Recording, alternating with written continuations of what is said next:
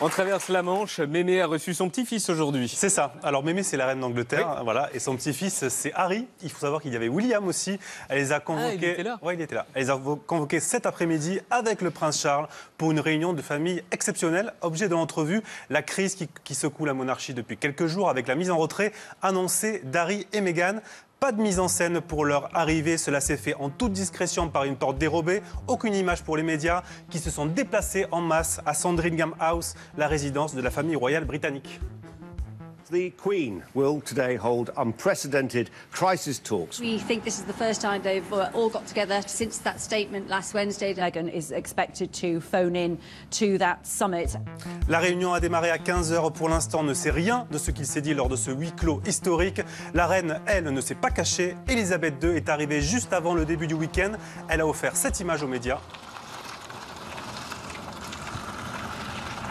Et autre image moins autorisée, celle de la reine, 93 ans, au volant de sa Range Rover, tranquillou et sans ceinture. On s'est d'ailleurs amusé à imaginer ce que pouvait bien écouter Elisabeth II au volant de sa voiture.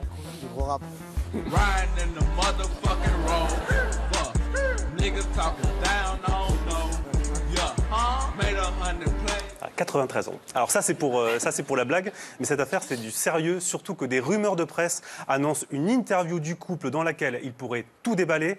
Plusieurs chaînes américaines sont sur les rangs. Meghan serait même prête à parler du racisme dont elle a été victime depuis qu'elle est duchesse.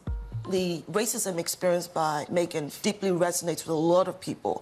It's because it's symptomatic of the culture of racism in the United Kingdom. Le racisme, c'est un sujet qui revient depuis plusieurs jours. Ce matin, clash en direct à la télé anglaise après une remarque sur la couleur de peau de Meghan par ce journaliste, Piers Morgan. C'est la star des matinales en Angleterre. Are you accusing me of being racist? I'm saying that the narratives you're perpetuating, yes, they're racist. Really? Where have I been racist? Where have you been racist? Tell me. I mean, I come on here usually to discuss debate. Name one example of me being racist. On the side of racism. No, you can say it, but then you have to prove it. Piers Morgan est très remonté depuis que le couple a pris ses distances avec la royauté. And if they want to leave, if they've just had enough, if she wants to disappear after 18 months of marriage, that's your right, Meghan. But you're not going to have taxpayer money to do it in any shape or form, in my opinion.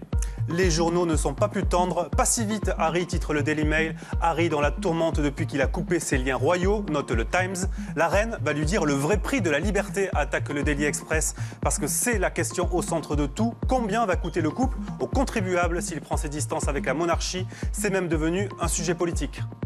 Do you think there's any circumstances in which the British taxpayer would pay for their security? I think the British taxpayer should pay for the security of Harry and Meghan and their family.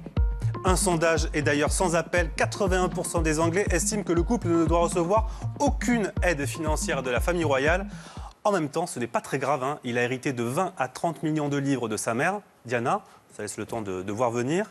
En fin de journée, le communiqué officiel de la reine est tombé sur cette réunion et il joue l'apaisement.